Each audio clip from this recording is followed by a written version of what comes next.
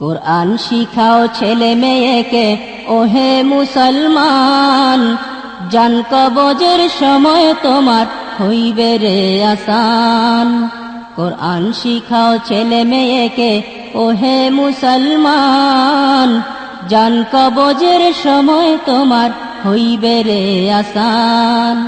জান কবজের সময় তোমার হইবে রে আসান। একটি ছেলে আলেম হলে, একটি ছেলে আলেম হলে পড়বে কোরআন মৃত্যুকালে। ভেগে যাবে মরদুদ শয়তান, ভেগে যাবে মরদুদ শয়তান, থাকবে রে ঈমান। জান কবজের সময় তোমার হইবে রে আসান। জান কবজের সময় তোমার হইবে রে আসান। কোরআন শিখাও ছেলে মেয়েকে ওহে মুসলমান, জান কবজের সময় তোমার হইবে রে আসান।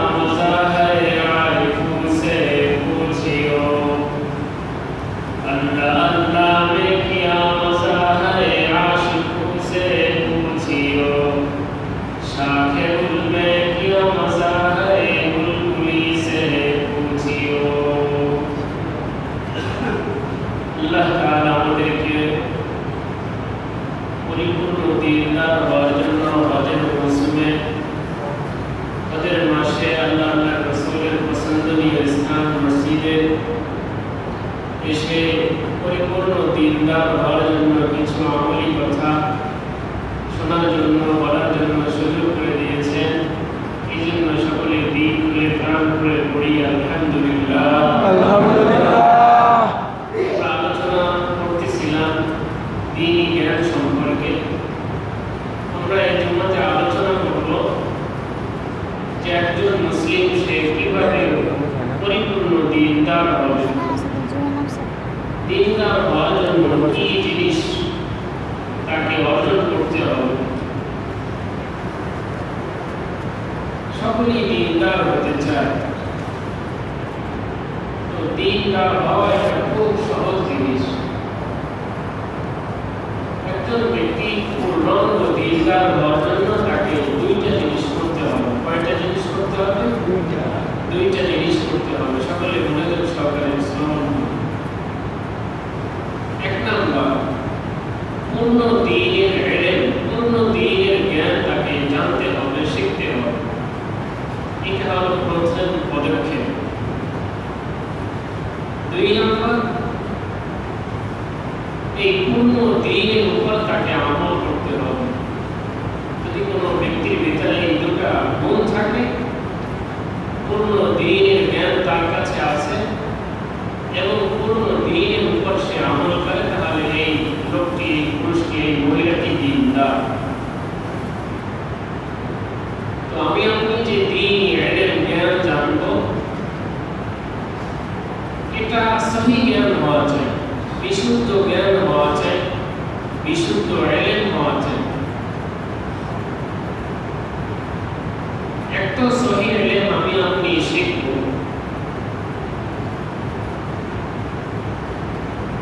এবং যারাই সহি ইলম শিখব, সহি ইলম জানার পাশাপাশি আমাকে আপনাকে চারটি গুণে গুণান্বিত হওয়া দরকার। এক নম্বর তাওয়াজুয়ের গুণ, দুই নম্বর তাকওয়ার গুণ, তিন নম্বর যুহুদের গুণ, চার নম্বর মুজাহাদার গুণ। এক নম্বর তাকওয়ার গুণ, আল্লাহকে ভয় করা। এটা জানা খুব প্রয়োজন, এই গুণটা থাকা। সে আল্লাহকে ভয় করবে, অন্ধকারে আল্লাহকে ভয় করবে, আলোতে আল্লাহকে ভয় করবে, নির্জনে আল্লাহকে ভয় করবে, জনসম্মুখে আল্লাহকে ভয় করবে। তার বাহিরেরটা গুনাহমুক্ত হবে, তার ভিতরেরটাও গুনাহমুক্ত হবে। যেমনি ভাবে আল্লাহ তাআলা অন্ধকার দেখেন, তেমনি ভাবে আল্লাহ তাআলা আলো দেখেন। যেমনি ভাবে নির্জনের অবস্থা দেখেন, অনুরূপ ভাবে তিনি সম্মিলিত অবস্থাও দেখেন। তেমনি তিনি যেইভাবে আমার বাহিরের রূপটা দেখেন, অনুরূপ ভাবে তিনি আমার ভিতরের রূপটা দেখেন। বরং হাদিস এবং কোরআনকে রিচার্জ করলে দেখা যায় আল্লাহ তাআলা বাহিরটাকে যত সূক্ষ্মভাবে দেখেন, এর চেয়েও শত শত গুণ বেশি মানুষের ভিতরেরটাকে আল্লাহ তাআলা দেখেন। ইন্নাল্লাহা লা ইয়ানজুরু ইলা সুওয়ারিকুম ওয়া আমওয়ালিকুম ওয়ালাকিন ইয়ানজুরু ইলা কুলুবিকুম ওয়া আমালিকুম। আল্লাহ তাআলা আমার আপনার ভিতরকে দেখেন। আল্লাহ তাআলা মানুষের বাহিরের রূপটা দেখেন না, এবং কিয়ামতের ময়দানে মানুষের বাহিরের রূপ দ্বারাও মানুষ জান্নাত জাহান্নামের ফয়সালা হবে। একজন মানুষ জান্নাতে যাবে নাকি জাহান্নামে যাবে, এর ফয়সালা আসবে তার ভিতরের অবস্থার উপর। কিসের অবস্থার উপর ভাই? ভিতরের অবস্থার উপর। আমি আপনি বাহিরটা দেখি, আল্লাহ তাআলা ভিতরটা দেখেন। যেহেতু আমরা আপনার এই পরিমাণ দৃষ্টি শক্তি নাই, জ্ঞান নেই যে আমি আপনার অভ্যন্তরীণ বিষয় সম্পর্কে অবগত হব, এই জন্য শরীয়তের সম্পর্ক মানুষের জাহের বিষয়। এই জন্য জাহের উপর মুক্তি সাহরা ফতোয়া দেন, পীর সাহরা চিকিৎসা করেন। জাহের উপর ডাক্তার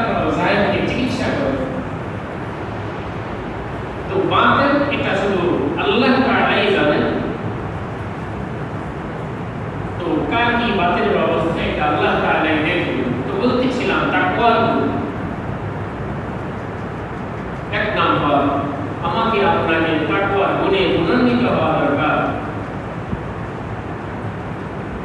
এটা খুব বড় জিনিস। যদি তাকওয়া কারো ভিতরে এসে যায়, সে খুব সহজে আল্লাহ তাআলা পর্যন্ত, আল্লাহ তাআলাকে পাওয়ার পর খুব সহজেই সে পেয়ে যাবে। সুবহানাল্লাহ। এই জন্য সকলকে মুত্তাকি তাকওয়ার গুণ অর্জনের চেষ্টা করা দরকার। আল্লাহ আমাকে আপনাকে সমস্ত মুসলমানদেরকে তাকওয়ার গুণ অর্জনের তৌফিক দান করেন। আমিন। 2 নম্বর, তাওয়াজুর গুণ। মাখলুকের সাথে তাওয়াজু, বিনয়। অপরের থেকে নিজেকে ছোট মনে করা। এই তাওয়াজুর গুণ আমার আপনার ভিতর নেই। নিজেকে ছোট ভাবা।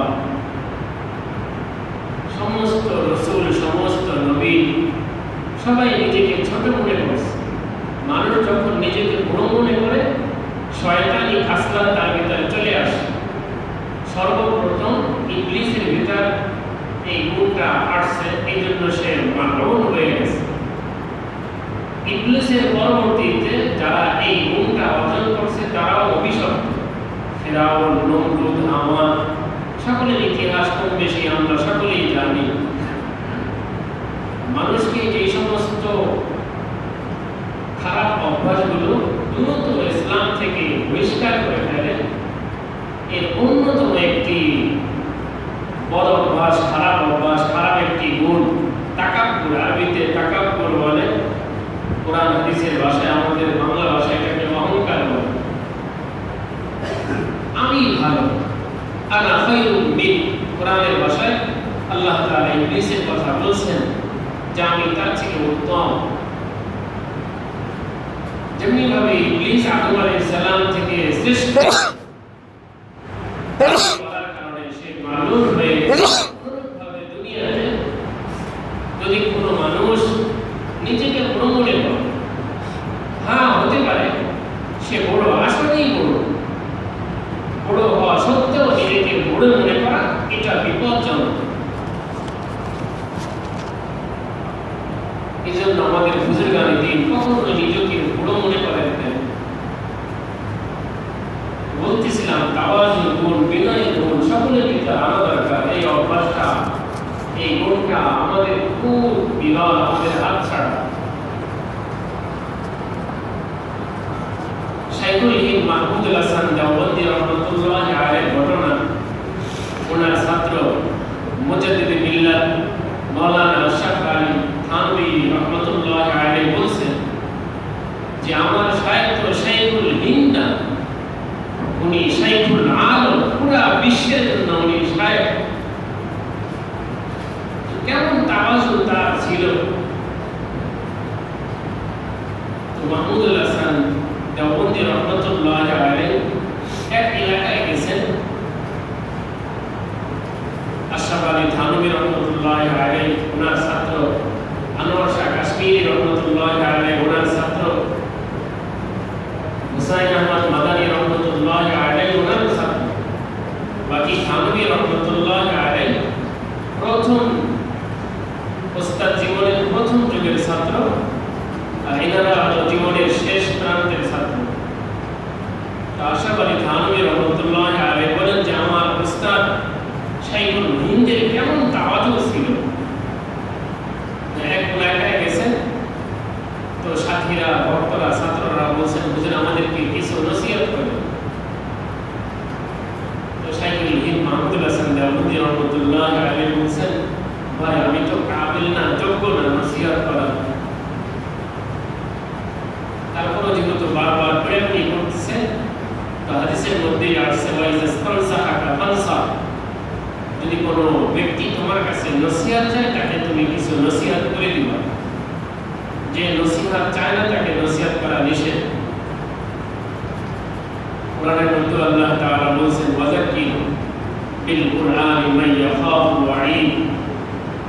যে আমার প্রতিশ্রুতি, যে আমার ক্রোধকে ভয় পায়, আমার শাস্তিকে ভয় পায়, হে আল্লাহ আপনি তাকে উপদেশ দেন। যে আমাকে বুঝতে চায় না, আমার শাস্তিকে ভয় পায় না, তাকে উপদেশ দেওয়ার কোনো প্রয়োজন নেই। এই জন্য যে কোনো জায়গায় যেখানে সেখানে মাসআলা দেওয়া, যেখানে সেখানে বয়ান করা একটা নিষেধ, এটা আমরা করি। আল্লাহ আমাদের সকলকে বুঝ দান করে।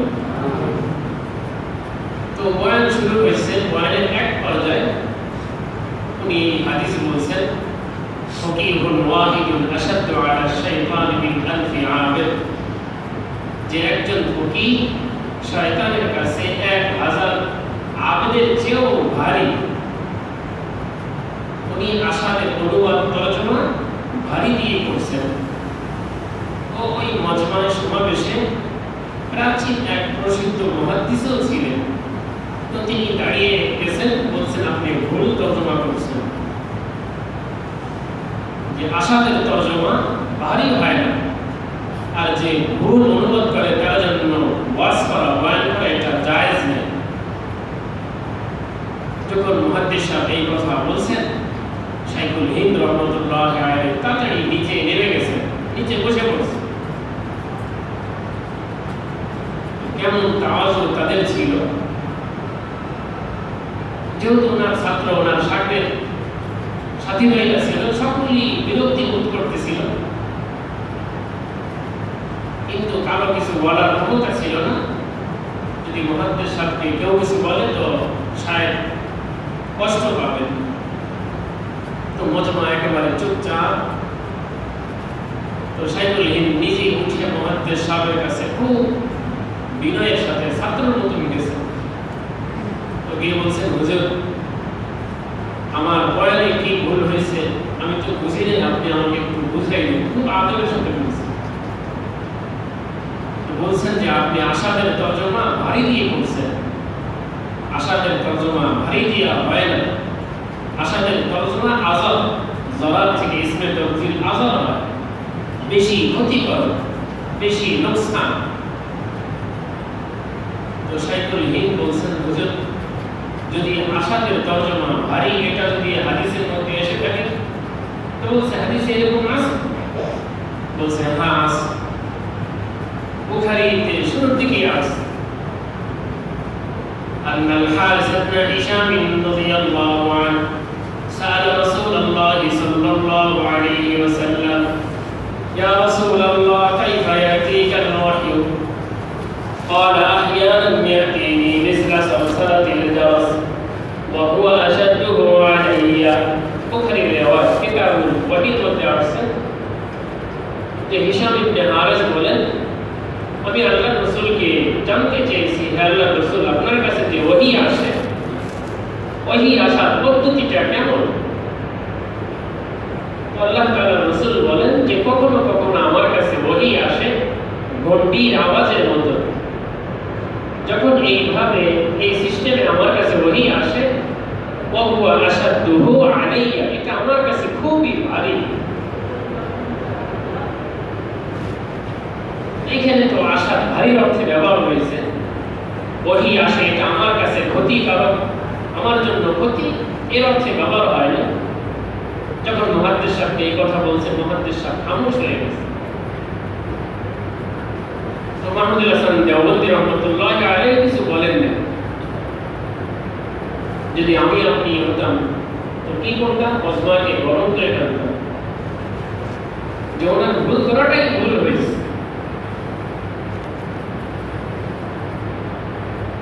কাসেম নানতুবি রহমতুল্লাহ আলাইহি সকলেই জানি, দেওবন্দের প্রতিষ্ঠাতা, হুজ্জাতুল ইসলাম, কাসিমুল উলুম ওয়াল খায়রাত, সকলে তো কাসেম নানতুবি হিসেবে চিনি। ওনার আরেকটি নাম আছে ঐতিহাসিক খুরশেদ আলম। ওনার জন্ম সূত্রে যেই দিন ওনার জন্ম হয়েছে ওই তারিখের সাথে মিলালে বর্ণ অক্ষর খুরশেদ আলম হয়। তো মাদ্রাসার ভিতর থাকলে ওনাকে কাসেম বলা হতো, বাহিরে খুরশেদ আলম হিসেবে উনি প্রসিদ্ধ ছিলেন, যাতে মানুষ ওনাকে না চেনে। তো এক এলাকায় গেছেন, মাগরিবের নামাজ সেখানে গিয়ে পড়ছেন, এক ইমাম সাহেব পড়াইছে, নামাজের মধ্যে সমস্যা হয়েছে, লোকমা দিচ্ছেন। তো নামাজের পরে ইমাম সাহেবকে বলছেন, ইমাম সাহেব হুজুর আপনার নামাজ হয় নাই, মেহেরবানি করে নামাজটা পড়ে নিয়ে। ইমাম সাহেবকে বলছে, ইমাম সাহেব গরম হয়ে গেছে যে আমি ইমাম সাহেব, আমার নামাজ হয় নাই, আপনি মুক্তাদি আপনার নামাজ হয়েছে, আমি বড় আলেমের কাছে জিজ্ঞাসা করব। বলছে বড় আলেম কোথায় থাকে? বড় আলেম দেওবন্দ থাকে। বলছে আচ্ছা যান। তো উনি দেওবন্দ চলে গেছে, মানুষের কাছে জিজ্ঞাসা করছে যে দেওবন্দের বড় আলেম কে? তো ছাত্ররা দেখাই দিচ্ছে ওই গাছতলায় আছে, যান। তো দেখে গিয়ে ওই বুড়া বসা। বলছে যে আপনি যে সেই সময় কিছু বললেন না?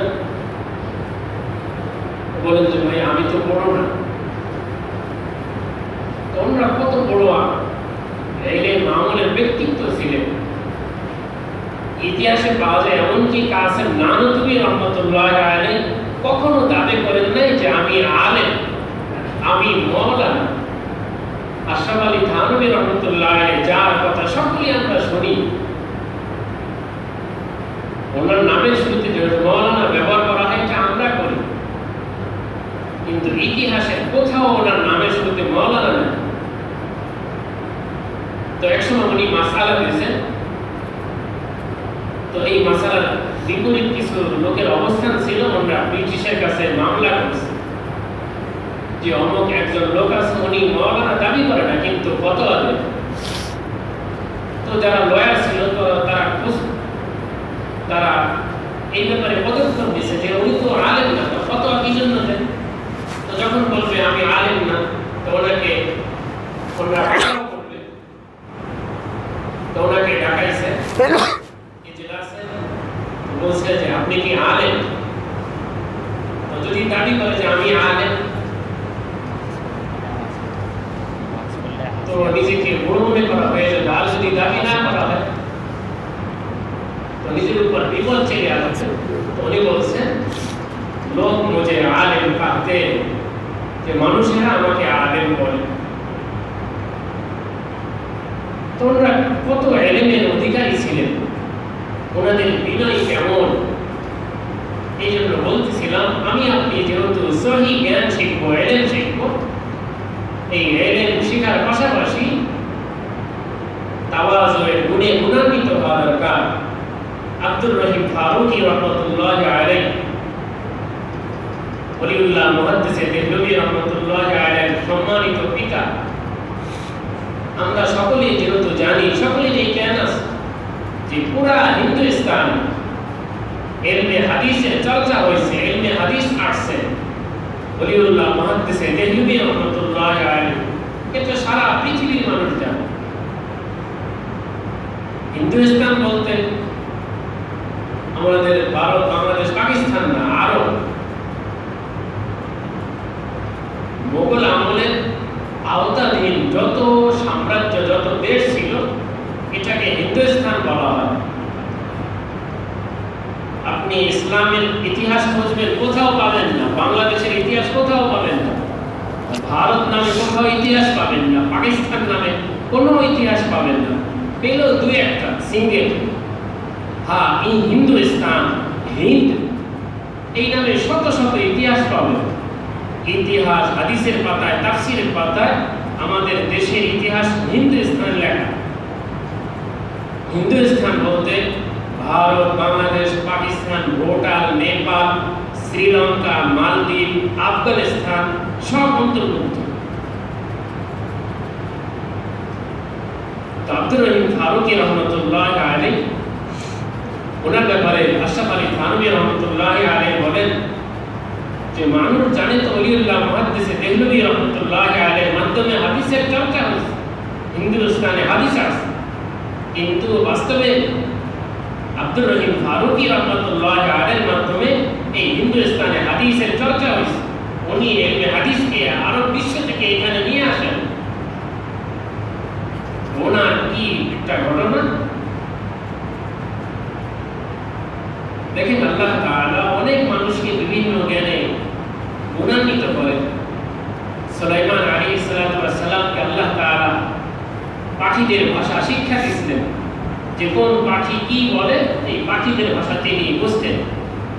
ওয়াউল্লিমনা মানতিকাত তাইর, উনি পাখির ভাষা বুঝতেন।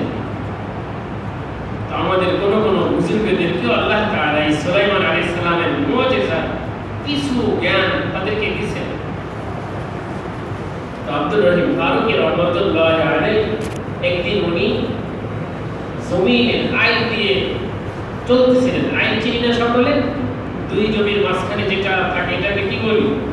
আইন বলি না সকলে? তো আইন এত ছোট এত সরু যে দুইজন মানুষের যাতায়াত করা যাবে না, একজন যেতে হবে, একজন নিয়ে যেতে হবে। তো একদিক থেকে কুকুর আসতেছে আর অন্য দিক থেকে উনি আসতেছেন, তো মুখোমুখি হয়ে গেছে। তো এখন নিচে নামবে কে? কুকুর নামবে নাকি উনি নামবে? আব্দুর রহিম ফারুকী রাহমাতুল্লাহ আলাইহি দাঁড়িয়ে রয়েছে, কিছু বলেন না। তো কুকুরই প্রথম কথা বলছে যে আগেকার বুজুর্গদের মধ্যে ঈসার ছিল, বর্তমান বুজুর্গদের ভিতরে ঈসার না। ঈসার মানে অন্যকে নিজের উপর প্রাধান্য দেওয়া, অন্যকে নিজের উপর প্রাধান্য দেওয়া। আয়াতের মধ্যে আল্লাহ তাআলা বলেছেন ওয়ায়ুসিরুনা আলা আনফুসিহিম ওয়ালাউ কানা বিহিম খাসাসা। এই আয়াতে আবু বকর রাদিয়াল্লাহু তাআলা আনহুর ঘটনা আছে। এটা আমার আপনার ভিতর নাই।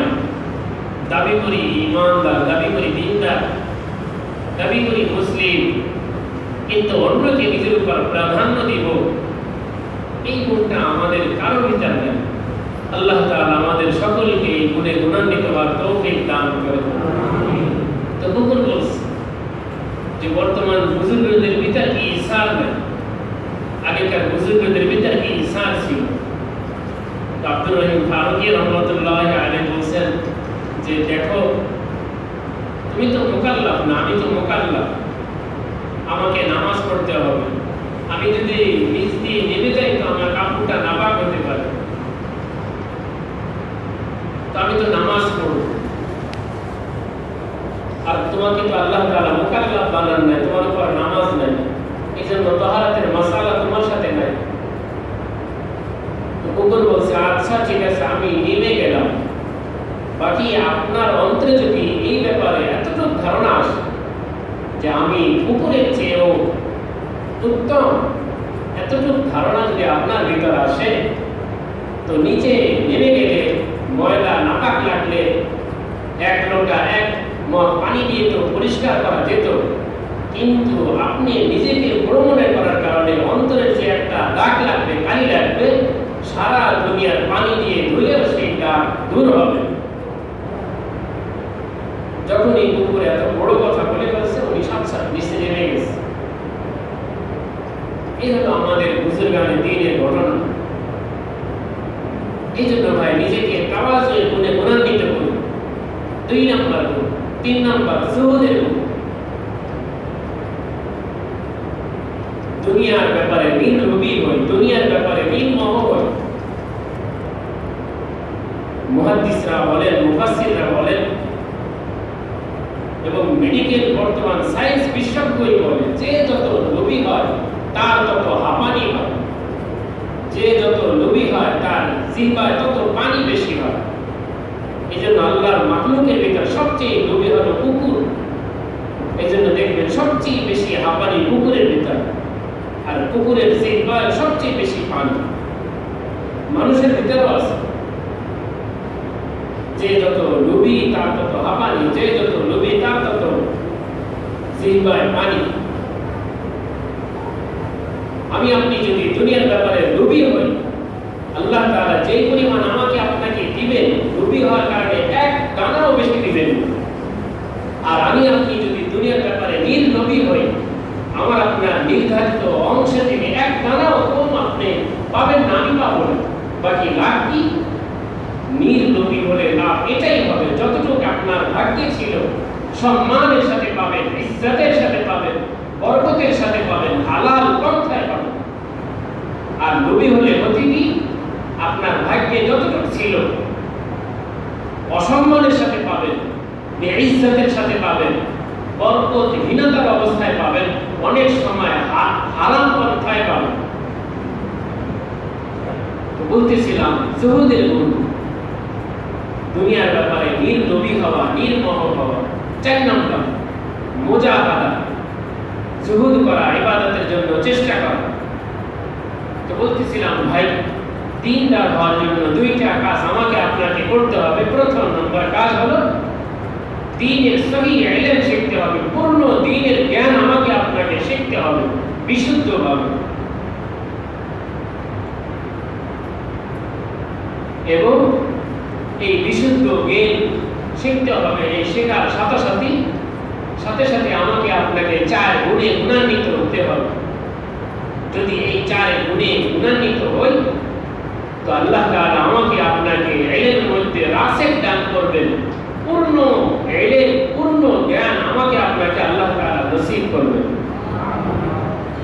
এই জন্য তাফসীরের মধ্যে আছে والراسخون في العلم يقولون آمنا به. قال الإمام البغوي رحمة الله عليه في معالم التنزيل: الراسخ في العلم من وجد في علمه 4 أشياء: التقوى بينه وبين الله، التواضع بينه وبين الخلق، الزهد بينه وبين الدنيا، المجاهدة بينه وبين نفسه. সূরা আলে ইমরানের এই আয়াতের ব্যাখ্যায় আল্লামা ইমাম বগবী রাহমাতুল্লাহি আলাইহি তিনি তার প্রসিদ্ধ কিতাব মাআলিমুত তানজিলের মধ্যে আনছেন, যে ব্যক্তি ইলমের ভিতরে এই 4টি সিফাত পাওয়া যাবে, আল্লাহ তাআলা তাকে ইলমের ক্ষেত্রে মুক্ততা দান করবেন, তাকে রাসিখের জ্ঞান দান করবেন, পূর্ণ ইলম তাকে আল্লাহ তাআলা দান করবেন। আর রাসিখ ফিল ইলম 1 নাম্বার আত-তাকওয়া বাইনাহু ওয়া বাইনাল্লাহ, তার সাথে আল্লাহ তাআলার সাথে সম্পর্ক হবে তাকওয়া। সে আল্লাহ তাআলাকে ভয় করবে, সব জায়গায় আল্লাহকে ভয় করবে। তাকওয়া কাকে বলে? যে নিজেকে গুনাহ মুক্ত করো, নিজের বাহিরটাকেও গুনাহ মুক্ত করবে, নিজের ভিতরটাকেও গুনাহ মুক্ত করবে, নিজের আলোকেও গুনাহ মুক্ত করবে, নিজের অন্ধকারকেও গুনাহ মুক্ত করবে। এটাকে তাকওয়া বলে। তাকওয়ার অনেক দাম। যে যত তাকওয়া হবে, যার যত তাকওয়ার গুণ থাকবে, তার ইবাদতের তত মাপ হবে। কেউ 1 তাসবিহ 1 সুবহানাল্লাহ বলে 10 নেকি পাবে, কেউ 20টা পাবে, কেউ 400 পাবে, কেউ 7 পাবে, কেউ 7 লক্ষ পাবে, কেউ 7 কোটি পাবে, আবার কেউ অগণিত অসংখ্য নেকি আল্লাহ তাআলার পক্ষ থেকে পাবে। সব হবে তাকওয়ার বরকতে। এই যে কুরবানি আসছে, সব তাকওয়ার উপর নির্ভর। যার যত তাকওয়ার ওয়েট হবে, তার ইবাদতের ওয়েট ওজন তত বেশি হবে। দেখেন না দুনিয়াতে যেই কোম্পানি যত উচ্চাঙ্গের, যেই কোম্পানির মান যত বেশি, সেই কোম্পানি থেকে যত মাল সাপ্লাই হয় তার দাম তত বেশি। একই জিনিস, শুধু কোম্পানির ব্যবধান, একই কাপড়, এটাও সুতি, এটাও সুতি, এটাও পলিস্টার, এটাও পলিস্টার, কোম্পানির ব্যবধান। এটা চায়না, এটা জাপানের। আল্লাহ আমাকে আপনাকে সকলকে বুঝ দান করেন। আমিন। আমি আপনি সকলে দুনিয়া বুঝি, আখিরাত বুঝতে চাই। আল্লাহ আমাকে আপনাকে সকলকে আখিরাতের জন্য ফিকির, আখিরাতকে বোঝা, সেই রকম মেধা আল্লাহ আমাদের সকল মুসলমানদেরকে দান করেন। আমিন। বলতেছিলাম ভাই, তাকওয়ার গুণ, তাওয়াজুর গুণ, এটা আমি আপনি অর্জন করি এবং জুহুদের গুণকে অর্জন করি, মুজাহাদার গুণকে অর্জন করি। তো এটা প্রথম গুণ। আমি আপনি দিনদার হতে চাই তো প্রথমে আমাকে পূর্ণ দ্বীনের জ্ঞান বিশুদ্ধভাবে শিখতে হবে। 2 নাম্বার, পূর্ণ জ্ঞানের জ্ঞান, দ্বীনের জ্ঞান আছে, তো আমি দিনদার হলাম না, বরং এই পূর্ণ দ্বীনের উপর আমাকে আমল করতে হবে। এই পূর্ণ দ্বীনের উপর যদি আমি আমল করি তো আমি এখন দিনদার হলাম। পূর্ণ দ্বীনের উপর আমল কাকে বলে সংক্ষিপ্ত আকারে বলছি। পূর্ণ দ্বীন 2টা জিনিসের নাম। কয়টা জিনিসের নাম বলেন? দুইটা জিনিসের নাম, আদাউ হুকুকিল্লাহ, আদাউ হুকুকিল ইবাদ। আল্লাহর সব হক আদায় করা, বান্দার সব হক আদায় করা, এটাকে বলা হয় পূর্ণ দিন। আল্লাহর সমস্ত আদেশকে মানা, আল্লাহর সমস্ত নিষেধ থেকে বিরত থাকা, এটা হলো আল্লাহর হক। আল্লাহর হক কি জন্য আদায় করব? আল্লাহর আজমতের কারণে। তিনি বড়, তিনি আযম, তিনি আকবার। এই জন্য আমরা তার হুকুম আদায় করব, তার হক তাকে দিয়ে দেব। বান্দার হক আমাকে আপনাকে কি জন্য আদায় করতে হবে? যে বান্দা মুহতাজ, বান্দা মুখাপেক্ষী, সে ঠেকা। তার হক যদি আমি না দিই, সে কষ্ট পায়, সে মুখাপেক্ষী। এই জন্য বান্দার হক আদায় করতে হবে। বান্দা মুহতাজ, ঠেকা। এই জন্য বান্দার হক আদায় করতে হবে, আল্লাহর হক আদায় করতে হবে আল্লাহ তাআলা আজমতের কারণে। পিতামাতার হক আদায় না করলে পিতামাতা কষ্ট পায়, স্বামীর হক আদায় না করলে স্বামী কষ্ট পায়, স্ত্রীর হক আদায় না করলে স্ত্রী কষ্ট পায়, মালিকের হক আদায় না করলে মালিক কষ্ট পায়, শ্রমিকের হক আদায় না করলে শ্রমিক কষ্ট পায়, সরকারের হক আদায় না করলে সরকার কষ্ট পায়, জনগণের হক আদায় না করলে জনগণ কষ্ট পায়। এই জন্য বান্দার হক আদায় করতে হবে, এটা জরুরি। বান্দার হক, এই ব্যাপারে আমাদের অনেক গাফলা। আল্লাহ তাআলার হক আদায়ের ব্যাপারে আমাদের তো কিছুটা মনোযোগ আছে, কমবে, সকলে আলহামদুলিল্লাহ আদায় করি। কিন্তু ভাই, বান্দার হকের ব্যাপারে আমরা অলসতা করি। এই ব্যাপারে আমরা সকলেই গাফেল।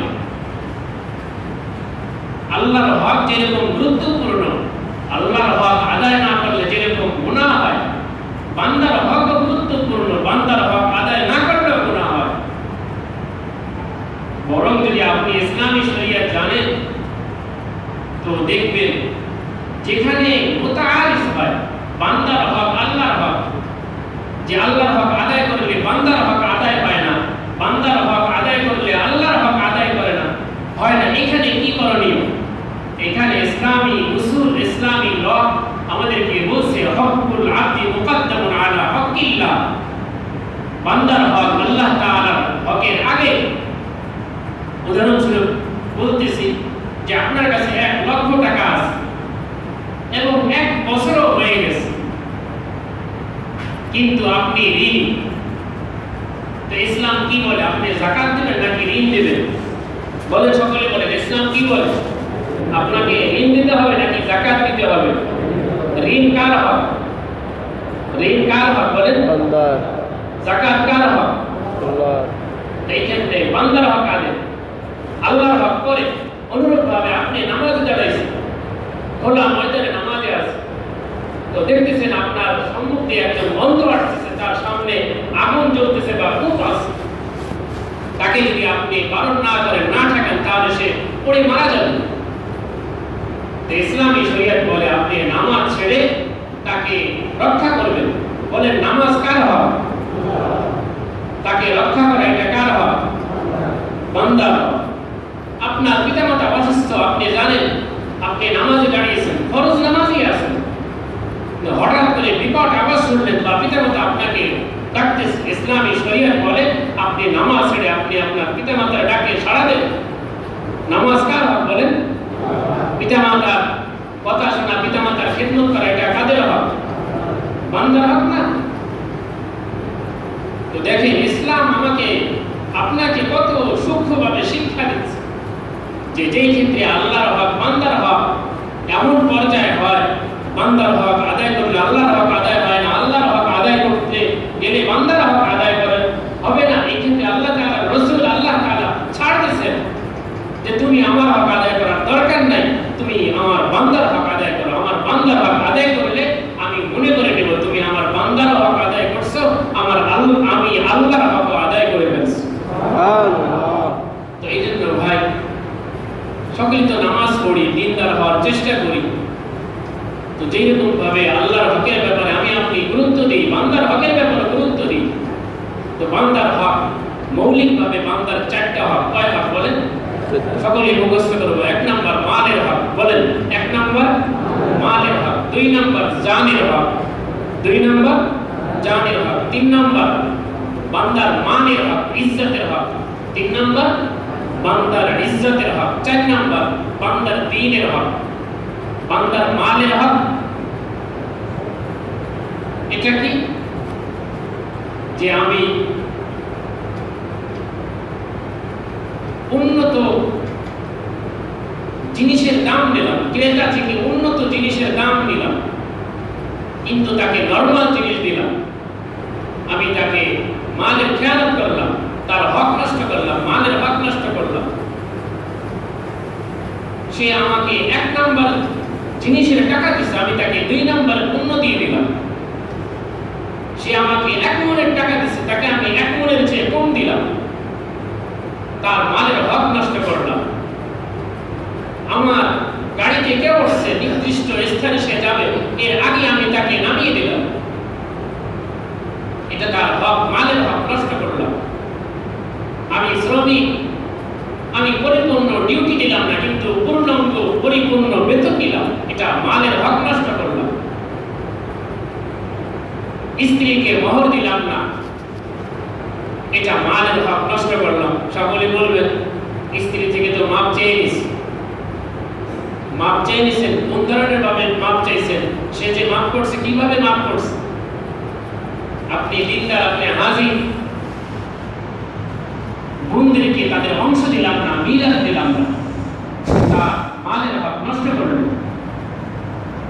ভাই, এই ক্ষেত্রে প্রসিদ্ধ হাদিস আছে, লা ইয়াহিল্লু মালু মুসলিমিন ইল্লা বিতিবি নাফসিহি, মানুষের মাল তা সন্তুষ্ট চিত্তে ছাড়া এটাকে হস্তান্তর করা, ব্যয় করা, ব্যবহার করা ইসলামী শরীয়ত মোতাবেক এটা হালাল না হারাম।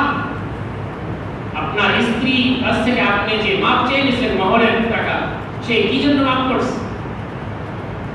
আপনার বোনরা আপনাকে মাপ করে দিছে, বলছে যে ভাই আপনি খান, সে কি অন্তর থেকে মাপ করে দিছে, নাকি এই চিন্তায় মাপ করছে যে বাবা মারা গেছে, মা মারা গেছে, যে ছেলে মেয়ে হয়েছে, মাঝে মাঝে ভাইয়ের কাছে আসতে হয়, এখন যদি সম্পদ নিই তো ভাই আমাকে দেখবে না, যাও ভাই তুমি খাও, এইটা কি সন্তুষ্টের চিত্তে তাকে দেওয়া হলো?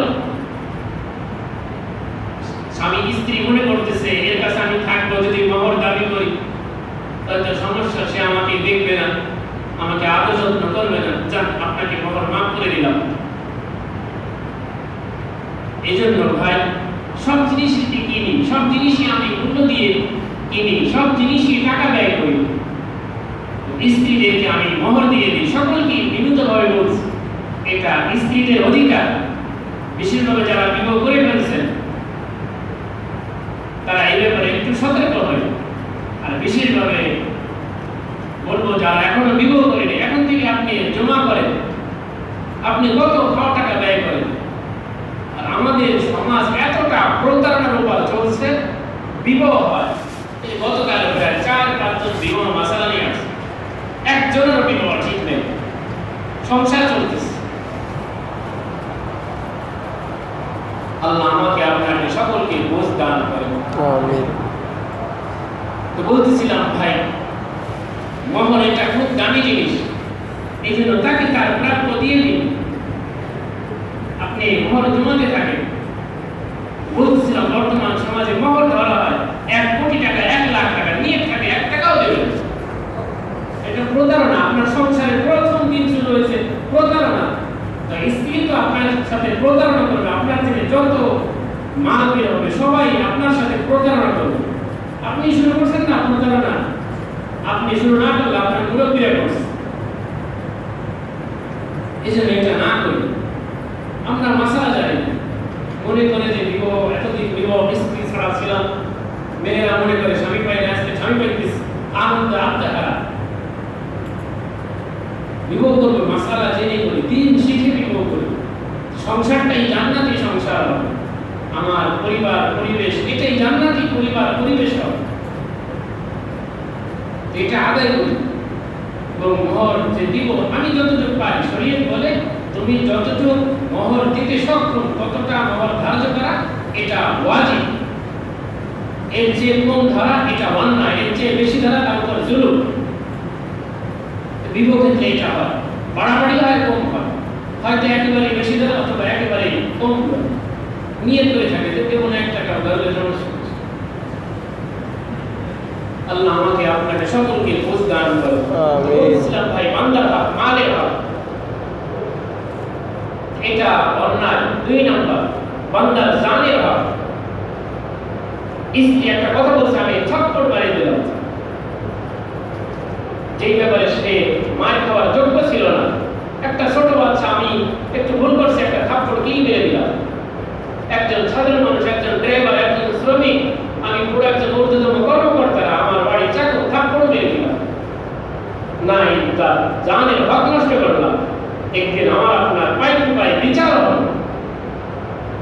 সুলতান মাহমুদ গজনবী বলতেছিলাম, কত বড় বাদশাহ, পুরা প্রায় এশিয়া মহাদেশের মধ্যে কত, এখন তো দেশ টুকরো টুকরো হয়ে গেছে, ব্রিটিশরা একেবারে শয়তানি সব জায়গায় বসে। কত বড় সাম্রাজ্যের তিনি সুলতান ছিলেন। সুলতান মাহমুদ গজনবী রহমতুল্লাহ আলাইহি একদিন আপনি স্বপ্নে দেখতেছেন যে একটা খুব সুন্দর অট্টালিকা, জান্নাত, ঘুমের ভিতর জান্নাত স্বপ্নে দেখতেছেন। সুবহানাল্লাহ, দেখো বাদশাহ আর আমি আপনি প্রজা, দিনটা জান্নাত স্বপ্ন দেখতে পারি। উনি রাজপ্রাসাদে ঘুমাই, উনি ঘুমের ভিতর জান্নাত স্বপ্নে দেখতেছেন। আল্লাহ, স্বপ্নে দেখেন জান্নাতের বিশাল বড় একটা সুন্দর অট্টালিকা। তো প্রহরী আছে, জিজ্ঞেস করছে, ভাই এই জান্নাত কার? বলছে এই জান্নাত সুলতান মাহমুদ গজনবী। উনি ঘুমের ভিতরে বলছেন যে আমি সুলতান মাহমুদ গজনবী, আমি একটু ঢুকে একটু ভিতরে গিয়ে দেখি। বলছে না, আপনাকে ঢোকার অনুমতি নেই। বলছে কেন? বলছে আপনি ওই দিন আপনার চাকরকে একটা চাবুক দিয়ে আঘাত করছেন, যতক্ষণ পর্যন্ত ওই চাকর আপনার গোলাম আপনাকে মাফ না করবে ততদিন পর্যন্ত আপনাকে এই জান্নাতে ঢুকতে দেওয়া হবে। ওনার ঘুম ভেঙে গেছে, ওনার শরীর দিয়ে ঘাম বের হয়ে গেছে। কি দেখলাম? তো বেলা ওঠার অপেক্ষা করতেছেন, গোলাম আসতেছে না, গোলাম আসতেছে না, গোলামকে ডেকে আনা হয়েছে। তো সুলতান মাহমুদ গজনবী নিজের পোশাক খুলে দিয়েছেন, চাবুক তার হাতে দিয়েছে, ভাই তুমি আমাকে একটা বেত্রাঘাত করো। তো গোলাম সুযোগ পাইছে, বলছে আপনি অমুক দিন আমাকে একটা মেরে আপনি ক্ষতি করছেন, আজকে আবার আমাকে আপনি ফাঁসাইতে চাইতেছেন। তো সুলতান মাহমুদ গজনবী রহমতুল্লাহ আলাইহি গোলামের পায়ে পড়ে গেছে যে ভাই তুমি যদি আমাকে মাফ না করো তো আমি আল্লাহর জান্নাত থেকে বঞ্চিত হয়ে যাব। তো ভাই আমি আপনি করতেছি মানুষের জানের হক নষ্ট না করে, অনর্থক মামলা দিচ্ছি, অনর্থক অভিযোগ করতেছি, এটা মানুষের বান্দার মালের জানের হক নষ্ট করতেছে। 3 নাম্বার মানুষের মালের হক, ইজ্জতের হক। যারা সভ্য, যারা ভদ্র ফ্যামিলি, তাদের চেয়ে মাল, জানের চেয়েও মানের দাম বেশি। এই জন্য কথা আছে, জান দিব তো মান দিব না। আমি আরেকজনের দোষ চর্চা করতেছি, আমি একজনের ইজ্জতে আঘাত করতেছি, একজনের গীবত করতেছি, তার ইজ্জতে আক্রমণ করতেছি। আর একটা হলো বান্দার দ্বীনের হক। একজন একটা মাসালা জিজ্ঞেস করলো, আমাকে একটা শরীয়তের বিষয় জানতে চাই, আমি জানি না, আন্দাজে একটা বলে দিলাম, আমি দ্বীনের হক নষ্ট করলাম। আমি বয়ান করি না, জ্ঞান নাই, আমি বয়ান শুরু করে দিলাম। আমি বিশ্বাস না, আমি গরিব বানানো শুরু করে দিলাম। আমি দ্বীনের, এই বাংলার দ্বীনের হক নষ্ট করলাম। এটা সব জুলুম। এই জন্য ইমাম মালিক রহমতুল্লাহ আলাইহি বলছেন, মান তাফাক্কাহা ওয়া লাম ইয়াতাসাওয়াফ ফাকাদ তাফাসসাক। যে ব্যক্তি ধর্মীয় জ্ঞান শিখলো কিন্তু আত্মশুদ্ধির জ্ঞান শিখলো না, সে ফাসিক। এই জ্ঞানীটাকে ফাসিক বানাই দিল। ওয়া মান তাসাওয়াফা ওয়া লাম ইয়াতাফাক্কাহ ফাকাদ তাযান্দাক। আর যে ব্যক্তি আত্মশুদ্ধির জ্ঞান অর্জন করলো কিন্তু দ্বীনি জ্ঞান শিখলো না, সে দ্বীনদার হয়ে গেল। এই আত্মশুদ্ধি তাকে বদ্দীন বানাই দিল। ওমান জামা বাইনাহুমা ফাকাদ তাহাক্কাকা, আর যে দ্বীনি জ্ঞান অর্জন করলো, আত্মশুদ্ধি অর্জন করলো, সে মুহাক্কিক আলেম হিসেবে পরিণত হবে। এই জন্য ভাই মানুষের হক নষ্ট না করি। সুস্পষ্ট হাদিস আছে, عن أبي هريرة رضي الله عنه قال قيل للنبي صلى الله عليه وسلم يا رسول الله إن فلانة تقوم الليل وتصوم النهار وتفعل وتصدق وتؤذي جيرانها بلسانها. وقال رسول الله صلى الله عليه وسلم هي من أهل النار. সহিহ ইবনে হিব্বান, মুস্তাদরাকে হাকিম, মুসনাদে আহমদ, বহু জায়গায় হাদিসটা আছে। হযরত আবু হুরায়রা বলেন, আল্লাহ তাআলা রাসূলকে জিজ্ঞাসা করা হয়েছে, হে আল্লাহর রাসূল, অমুক গ্রামে একটি মেয়ে আছে, মেয়েটা সারা দেখেন না আমলের পজিশন কেমন। আমাদের বর্তমান সময়ে যারা সবচেয়ে বুজুর্গ তারাও এমন আমল করে না, যে সারা রাত নফল নামাজ পড়ে, সারা দিন রোজা রাখে। এই আমল বর্তমান কেউ করে? সারা রাত নামাজ পড়ে, সারা দিন রোজা রাখে, আরো আরো ভালো আমল করে, এবং সে সদকা করে, কিন্তু সে মানুষকে কষ্ট দেয়, তার স্বামীকে কষ্ট দেয়, তার স্ত্রীকে কষ্ট দেয়, তার গুরুজনকে কষ্ট দেয়, ছোটদেরকে কষ্ট দেয়। আল্লাহ রাসূল বলেন, হিয়া মিন আহলিন নার, নিশ্চিত সে জাহান্নাম। قالوا وفلانة تصلي المكتوبة وتصدق بأسفار ولا تؤذي أحدا قال هي من أهل الجنة. কিন্তু এর বিপরীতে আল্লাহর রাসূল অমুক গ্রামে একজন মেয়ে আছে, সে শুধু ফরজ নামাজটাই পড়ে, তার হাতে এমন সময় নেই নফল নামাজ পড়ে, শুধু ফরজ নামাজটাই পড়ে আর হালকা পরিমাণ দান করে, কিন্তু তার একটা গুণ আছে, সে কাউকে ঠকায় না, কাউকে কষ্ট দেয়। আল্লাহ রাসূল বলেন, হিয়া মিন আহলিল জান্নাহ, নিশ্চিত সে জান্নাত। সুবহানাল্লাহ। তো বলতেছিলাম ভাই, দিনদার হতে চাই তো প্রথম আমার আপনার করণীয় পূর্ণ দ্বীনের ইলম জ্ঞান অর্জন করি, এবং 2 নাম্বার এই পূর্ণ দ্বীনের উপর আমল করি, তাহলেই আমি আপনি পূর্ণ দ্বীনদার হয়ে কবরে যেতে পারবো। এই জন্য আয়াতের মধ্যে বলা হয়েছে, ইন্নামাস সাবিলু আলাল্লাযীনা ইয়াযলিমুনান নাস ওয়া ইয়াবগুনা ফিল আরদি বিগাইরিল হক উলাইকা লাহুম আযাবুন আলীম। শাস্তি কাদের জন্য? জালিম কাদের জন্য শাস্তি? আল্লাযীনা ইয়াযলিমুনান নাস, যারা মানুষের উপর জুলুম করে, অন্যায় করে, অবিচার করে, ওয়া ইয়াবগুনা ফিল আরদি বিগাইরিল হক, অন্যায়ভাবে জমিনের মধ্যে ফাসাদ সৃষ্টি করে, বিশৃঙ্খলা সৃষ্টি করে। আল্লাহ তাআলাই বলেন, উলাইকা লাহুম আযাবুন আলীম, তাদের জন্য এই জাহান্নামের যন্ত্রণাদায়ক শাস্তি অপেক্ষা করছে। আল্লাহ আমাকে আপনাকে জাহান্নামের আগুন থেকে হেফাজত করে। এই জন্য ভাই পূর্ণ দিনদার হয়ে যাব, তো আমার আপনার জন্য জান্নাত বরাদ্দ, কিন্তু দ্বীনি জ্ঞান শিখলাম না, দ্বীনের উপর আমল করলাম না, তো জাহান্নামের আগুন থেকে আমাকে আপনাকে কোনো কিছুতেই হেফাজত করতে পারবে না। আল্লাহ আমাকে আপনাকে সকলকে পূর্ণ দিনদার হয়ে কবরে যাওয়ার